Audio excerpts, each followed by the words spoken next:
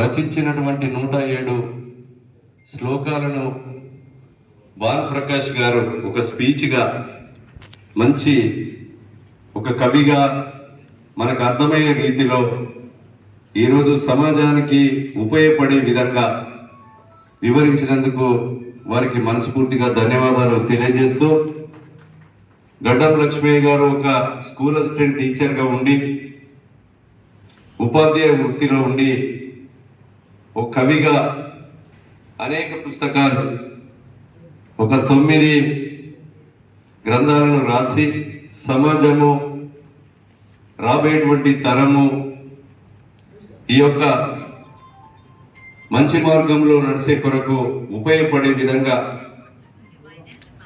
రాస్తున్నటువంటి కళను మనము ప్రజలకు తెలియజేయవలసిన అవసరం మనందరిపై ఉంది.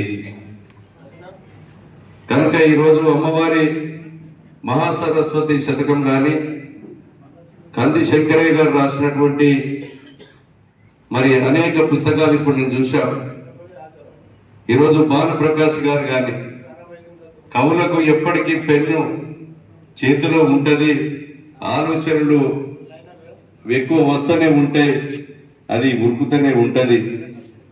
వాళ్ళ స్వతహాగా కాకుండా సమాజానికి ఉపయోగపడే విధంగా కవులు కళాకారులు ఎప్పటికీ సమాజానికి తెలియచేయాలని ఈరోజు గడ్డం లక్ష్మయ్య గారు నా దగ్గరికి వస్తే ఇల్లంతా గెస్ట్ హౌస్ కావాలి, అరే వేరే ఫంక్షన్ అంతా నా హాల్ ఉన్నది పెట్టుకోండి అంటే లేదు, ఇల్లంతా గెస్టే కావాలంటే ఎమ్మడే మాట్లాడి ఈ గెస్ట్ హౌస్ను కూడా వారికి ఇప్పించడం జరిగింది. ఎందుకనంటే ఈరోజు నాకు బిజీ షెడ్యూల్ ఉంది, ఇంకా 12 ప్రోగ్రామ్స్ ఉన్నాయి. నేను ఉరకాలనేది వినాలనేది ఉంది, టైం ఇవ్వాలనేది ఉంది, కానీ అక్కడ చాలా మంది ఫోన్లు వస్తున్నాయి. కనుక ఈరోజు ఈ రాసినటువంటి కవులు కళాకారులందరికీ కూడా నేను హృదయపూర్వకంగా ధన్యవాదాలు తెలియజేస్తూ, నాకు సత్కారం కాదు, మీరు రచించినటువంటి ఈ పుస్తకాలు సమాజానికి ఎంతో మేలయ్యే విధంగా ఉన్నాయి. ఇంకా